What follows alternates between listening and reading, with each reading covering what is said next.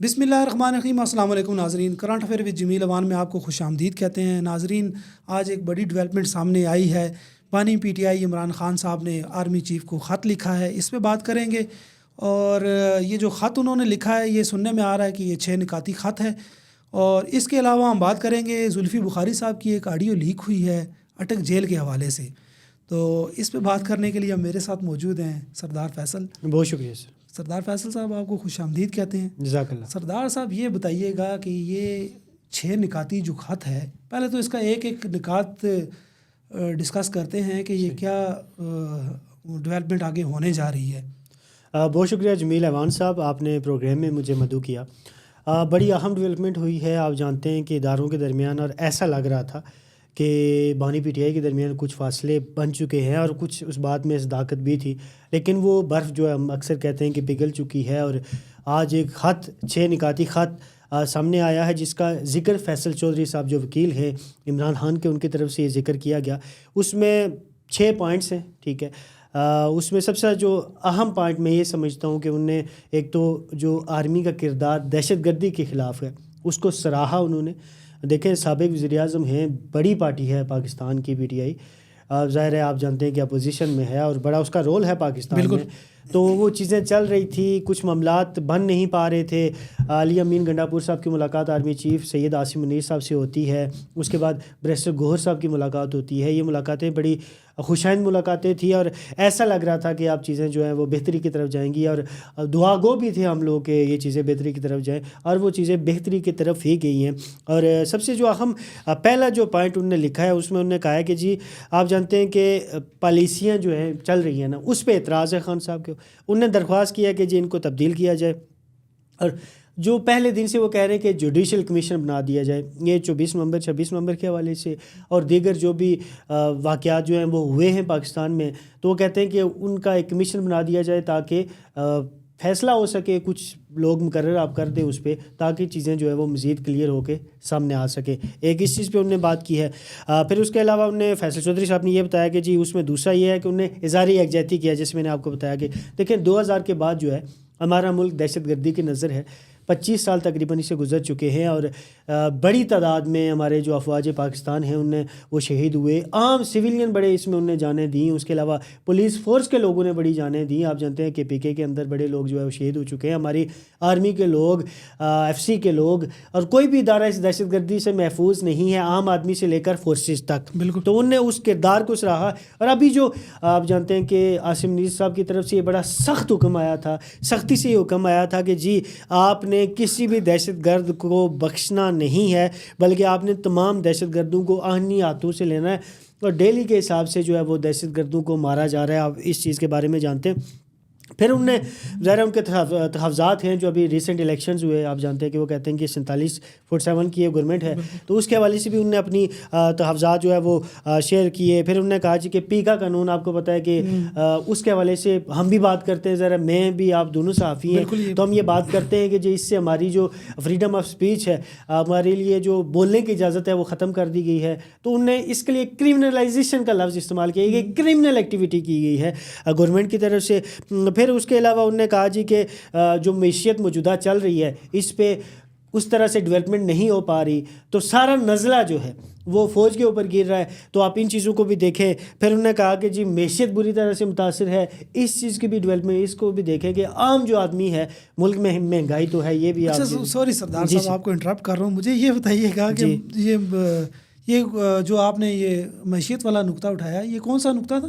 یہ 5واں نقطہ ہے جی۔ معیشت والا نقطہ جو ہے وہ یہ اگر مذاکرات ہو جاتے، جو گورنمنٹ کے اور پی ٹی آئی کے جو مذاکرات چل رہے تھے، تو معیشت تو ٹھیک کرنا جو حکومت ہے اقتدار میں اس کا کام ہے جی۔ تو یہ آرمی چیف صاحب سے یہ نہیں، دیکھیں وہ یہ کہتے ہیں نا کہ ہمارا ایک، جہاں بھی آپ اکانومی کی بات کریں گے نا، آپ ہماری جو آرمی ہے اور جو ہمارے سیاستدان ہیں وہ بالکل، کیونکہ ملک کے حالات ایسے کہ آپ نے جہاں دہشت گردی سے نمٹنا ہے وہاں ملک میں مہنگائی سے بھی نمٹنا ہے، تو آپ تمام اداروں کو ایک پیج پہ ہونا ضروری ہے، ٹھیک ہے۔ اس وجہ سے انہوں نے کہا کہ سارے مل کے یہ، پہلے تو دیکھیں نا، یہ گورنمنٹ ہی اگر ان کا مطالبہ مان لیا جاتا ہے 47 والا، تو پھر یہ گورنمنٹ ہی نہیں رہتی. بالکل یہی بات. پھر اس کے ساتھ انہوں نے ملایا ہے کہ اس کو معیشت کو, تو گورنمنٹ ہی نہیں رہے گی تو معیشت تو چلو جو اگلی آئے گی وہ سنبھالے گی. ان کا بات کرنے کا مقصد یہی ہے کہ ان کو دیکھیں, اور وہ یہ کہہ رہے ہیں کہ سارا نزلہ جو ہے وہ آرمی چیف پہ یا دیگر پوری ہماری جو پاک آرمی ہے اس پہ گر رہا ہے یا اسٹیبلشمنٹ پہ گر رہا ہے, جو ہم لفظ عام روزمرہ میں استعمال کرتے ہیں. اس کی وجہ یہ ہے کہ دیکھیں کوئی بھی آرمی چیف ہوتا ہے وہ اپنے اداروں کے ساتھ کھڑا ہوتا ہے, وہ وفاقی سطح کے ادارے ہوں یا کوئی بھی پارلیمانی نظام ہو ان کے ساتھ کھڑا ہوتا ہے, اور وہ ہمیشہ سے یہ کوشش کرتا ہے کہ اس ملک میں جو بھی معیشت کے مسائل ہیں اس کو حل کیا جائے. اور بڑے بڑے بزنس مین سے ان کی میٹنگز بھی ہوئی ہے. کراچی میں آرمی چیف صاحب گئے, انہوں نے کہا جی کہ آپ کے پیسے کے میں محافظ ہوں. بالکل. لیکن ٹرسٹ صرف لوگ آرمی پہ کرتے ہیں. بالکل. یہ جو سویلین ہمارے ادارے ہیں نا, وہ ہماری گورنمنٹ بھی ہو جو بھی ہو, اس پہ ٹرسٹ لوگوں کا ختم ہو چکا ہے. ٹھیک ہے, لوگ صرف آرمی چیف, پوری دنیا بھی پاکستان میں آرمی چیف پہ ٹرسٹ کرتی ہے. اور یہاں جو آپ کے ادارے ہیں وہ بھی, اگر آپ اس کے ساتھ آصف منیر صاحب ملاقات کرتے ہیں اور آپ کو کہتے ہیں کہ میں گارنٹی اٹھاتا ہوں کہ آپ کا پیسہ محفوظ رہے گا, تو پھر ظاہر ہے پیسہ اگر ان کی وجہ سے محفوظ رہے گا تو معیشت کی بات کہیں نہ کہیں تو آئے گی. اس حوالے سے انہوں نے یہ بات کی ہے. اچھا, یہ بس اس کے یہی پوائنٹ سے تقریباً جو میں نے آپ کے ساتھ شیئر کر دی. ٹھیک ہو گیا. اچھا فیصل صاحب, مجھے یہ بتائیے گا جی کہ بشرا بی بی اور علی امین کے درمیان جو فاصلے بڑھتے جا رہے ہیں, اس میں علی امین گنڈا پور کی مشکلات میں زیادہ اضافہ نہیں ہوتا جا رہا؟ جمیل ایوان صاحب, ایک پوائنٹ اس میں رہ گیا تھا, انٹرنیٹ کے حوالے سے جو سست روی کا شکار ہے یا چل ہی نہیں رہا. شہروں میں تو کہیں کہیں چل رہا ہے, اور جو دور دراز کے علاقے وہاں آپ کو پتہ ہے کہ معاملات کس طرح کے چل رہے ہیں. بلکہ آپ بھی ایک گاؤں سے تعلق رکھتے ہیں, میرا بھی اسی طرح کا معاملہ ہے. تو ظاہر ہم جاتے ہیں تو وہاں تو 2G بھی نہیں چلتا, 3G 4G, اور دنیا تو 5G پہ پہنچ چکی ہے. اور بالکل جینون پوائنٹ ہے ان کا. ٹھیک ہے, اور جب ان کی IT کے جو منسٹرز ہیں ان سے پوچھا جائے تو آگے سے کہتے ہیں جی VPN کی وجہ سے. مطلب یار میں حیران ہوتا ہوں, میں یہ سوچتا ہوں کہ صرف انہوں نے IT کے منسٹرز اس لیے رکھے ہوئے ہیں کہ بھائی شام کو یہ خبر دینی ہے کہ کسی ویل مچھلی نے یا کسی نے وہ تارے کاٹ دیے. ٹھیک ہے, تارے کاٹ دیے. تو یہ پوائنٹ رہ گیا تھا, وہ میں نے کہا آپ کے ساتھ ڈسکس کرنا. آپ کے سوال کی طرف آتا ہوں. دیکھیں بشرا بی بی کا اور علی امین کا جو مسئلہ ہے نا, PTI جو سوشل میڈیا کلیم کر رہا ہے, جو ہمارے سورسز کی خبریں ہیں, سمیع ابراہیم نے بھی برملا اس چیز کا اعتراف کیا, عمران ریاض نے بھی اس چیز کا اعتراف کیا کہ عمران خان صاحب یہ سمجھتے ہیں کہ جو بشرا بی بی کو سزا ہوئی ہے وہ اس میں میرے اپنے لوگ ملوث ہیں.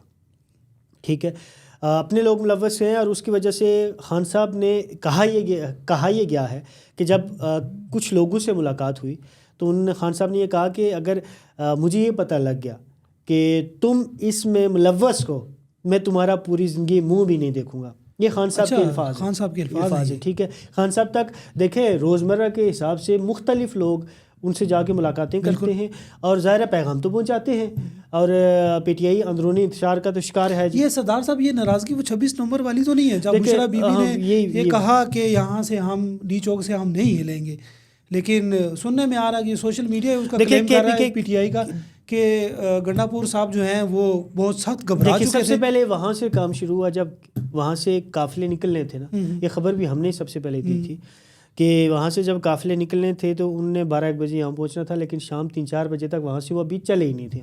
پھر جب ہم نے اپنے سورسز سے پتہ کیا یا اپنے جو چیزیں ہیں وہ دوڑائیں, تو انہوں نے کہا جی کہ دونوں کے درمیان تھوڑا سا مسئلہ چل رہا ہے کہ ہم نے جانا کیسے, کیا کرنا ہے, کیا نہیں کرنا. مطلب وہ کنفرم نہیں تھے کہ ہم نے احتجاج لے کے جانا ہے نہیں جانا, کیونکہ معاملات ادھر سے بھی گورنمنٹ نے بڑے سخت سٹانس لیے ہوئے تھے, آپ کو پتہ ہے. بالکل. تو خدشہ تھا کہ کوئی نہ کوئی نقصان ہو سکتا ہے. ٹھیک ہے, اس وجہ سے وہ بھی 100% راضی نہیں تھے. جب وہ یہاں پہنچے تو پھر خبریں آتی ہیں کہ جی ظاہر عمران ریاض نے بھی اس کو میرے خیال میں کہا ہے, جس کی وجہ سے عمران ریاض اور علی امین گنڈا پور کے آپس میں معاملات بھی خراب ہوئے. تو میری سمجھ میں عمران ریاض کا ملک چھوڑنے کی ایک وجہ یہ بھی ہے, اگر انہوں نے ملک چھوڑ دیا ہے, تو میں اگر بھی کہتا ہوں کہ اگر انہوں نے ملک چھوڑ دیا, اگر شاید گئے بھی ہے, اگر گئے بھی اتنی آسان ڈنکی وہ جو مار کے اجرت کہیں یا جو بھی کہیں, لیکن یہ ہے کہ وہ شاید وہ بھی ایک وجوہات میں شامل تھی. تو معاملہ یہ ہے کہ بشرا بی بی کے حوالے سے یہاں سے کہا جاتا ہے, لیکن جو آخری دیکھیں جمیل بھائی, بلکہ ہم دونوں ساتھ تھے جب آخری دفعہ ہم وہاں پہنچے تو دونوں گاڑیاں اس طرح سے کھڑی تھیں. ٹھیک ہے, ہم رپورٹنگ کر رہے تھے, رات 7:30-8 کا ٹائم تھا. ٹھیک ہے, اور ہم نے دیکھا دونوں گاڑیاں موجود تھیں, اور جو کارکنان تھے وہ بری طریقے سے ان پہ, میں وہ لفظ نہیں استعمال کرنا چاہتا, وہ کہہ رہے تھے کہ آپ آگے ڈی چوک کی طرف چلیں, جو ہم نے اپنی آنکھوں سے دیکھا. ٹھیک ہے, رات 7:30 وہ گاڑیوں کے آگے کھڑے ہو گئے تھے, کچھ تو لیٹنا شروع ہو گئے تھے کہ یار یہاں سے آپ واپس نہیں جا سکتے. بالکل بڑی ابیوزیو لینگویج وہ ہم نے وہ جو سنی. تو بات کرنے کا مقصد یہ ہے کہ میرے خیال میں باقی قافلے آگے پیچھے تتر بتر ہو چکے تھے، لیکن آخری وہ قافلہ تھا جو وہاں پہ کھڑا، جو ہم نے دیکھا ہے، ٹھیک ہے. تو اس میں ابھی تک ہم نے معاملات، آپ کو پتہ ہے کہ وہاں معاملات ٹھیک تھے، پرامن تھے، اور چیزیں جو بتائی جا رہی ہیں اس طرح سے ہم نے نہیں دیکھا اس ٹائم. اس سے پہلے کچھ چلاؤ بعد میں چلاؤ، لیکن ہم نے اس ٹائم کوئی ایسی چیز معاملہ نہیں دیکھا، کیونکہ وہاں کچھ لوگ موجود تھے لیکن جن کی تعداد اتنی زیادہ نہیں تھی. باقی قافلے شاید آگے پیچھے تتر بتر کر دیے گئے تھے. اس کے بعد ظاہر ہے گرفتاریاں ہوئی، آپریشن ہوا، آپ کو ساری بات کا پتہ ہے کہ ظاہر ہے گرفتاریاں ہوئی، لوگوں کو گرفتار کر لیا گیا. تو یہ معاملہ البتہ یہ خبریں پی ٹی آئی کا سوشل میڈیا ہی کلیم کر رہا ہے، جو پی ٹی آئی کی خبریں دیتا ہے انہوں نے کہا جی کہ یہ بات ہوئی ہے. بشرا بی بی واپس نہیں جانا چاہ رہی تھی، لیکن ایک ویڈیو آئی تھی جس میں بشرا بی بی ایک گاڑی میں بیٹھ رہی تھی. تو دیکھیں وہاں سے لگ تو نہیں رہا تھا، کیونکہ خبریں آپ کو ساری جو آپ کے پاس خبر پہنچتی ہے یہ نہیں کہ ون سائڈ اینگل ہم دیں. اس میں بشرا بی بی لگ ایسا رہا تھا کہ ایک گاڑی سے وہ دوسری میں بیٹھ کے جا رہی ہیں. تو کہیں F6 کا بتایا جا رہا تھا، یہ F7 کا ایریا لگتا ہے. تو F6 تک تو وہ گئی ہیں، اس کے بعد ہو سکتا ہے معاملات کہیں طے ہوئے ہوں، جیسے علی امین کے طے ہوتے رہے، آپ کو سارے معاملات کا پتہ ہے. تو اس کے بعد یہ چیزیں پی ٹی آئی کلیم کر رہا ہے. تو اس پہ ظاہر ہے کنفرم کوئی ہم خبر نہیں دے سکتے، کیونکہ بشرا بی بی کی طرف سے چیزیں ابھی سامنے ہو کہ یہ انہوں نے مصدقہ یا غیر مصدقہ خبر کی، انہیں تصدیق یا غیر تصدیق نہیں کی. تو ہمیں کیا سرائی کر سکتے ہیں. ابھی تو پھر محسن نقوی صاحب نے کہا ہے کہ اگر 8 فروری کو یہ کوئی واپس آتے ہیں تو ان کو واپس آتے ہیں تو ہم اس کو آہنی ہاتھوں سے ان سے نپٹا جائے گا. یہ بڑی اہم خبر ہے کہ دیکھیں فرق ہے جنید اکبر اور علی امین میں فرق ہے. جنید اکبر بیسکلی غریب آدمی ہے، ایماندار ہوگا، دیانتدار ہے، سارا کچھ بتایا جا رہا ہے، اور وہ سارے کچھ ہیں خان کے، ہو سکتا ہے کہ سپاہی بھی ہوں، سارے کچھ. لیکن علی امین جو ہے نا، وہ آپ نے شیر افضل مروت کو سنا تھا نا کہ جی لوگوں نے، انہوں نے بلکہ اپنی جائیدادیں بیچی، گاڑیاں بیچ کے وہ اس کو. تو اگر جنید صاحب خود غریب آدمی ہیں تو پروٹیسٹ میں بڑا پیسہ لگتا ہے. بالکل بالکل. 2014 میں آپ کو پتا ہے کہ کھانا بھی آ جاتا تھا، کنٹینر بھی بن جاتے تھے. تو اب وہ عناصر اگر ہوں گے تو ہو سکتا ہے معاملات چل جائیں، لیکن ویسے بڑا مشکل ہے.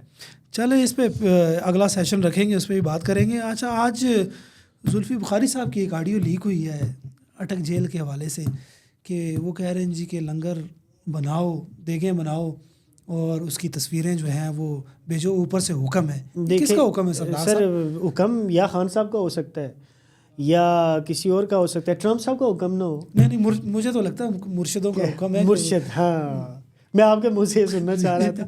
لیکن دیکھیں جتنی آڈیو ہم تک پہنچی ہے اس میں یہی چیزیں، بڑے ایک سینئر صحافی ہیں، انہوں نے اس چیز کو ظاہر ہے یہ خبر وہ سامنے لے کے آئے ہیں. تو مصدقہ ہے غیر مصدقہ ہے اس کا ابھی کوئی کنفرم نہیں ہے، کیونکہ ایک ہی ذرائع سے خبر پہنچی ہے. تو اگر یہ اس بات میں حقیقت ہوئی تو چیزیں کھلنا شروع ہو جائیں گی اور ہر زبان زد عام ہوگی، کیونکہ ایک ذائقہ خیز سی ایک آڈیو لیک ہے. مجھے لگتا ہے کہ جی اٹک جیل کے باہر جو ہے وہ دمبے پھینک دو، بکرے پھینک دو اور ذبح کرو، عوام کو بلاؤ، اور پھر پکچرز بھی بنا کے بھیجنی ہیں.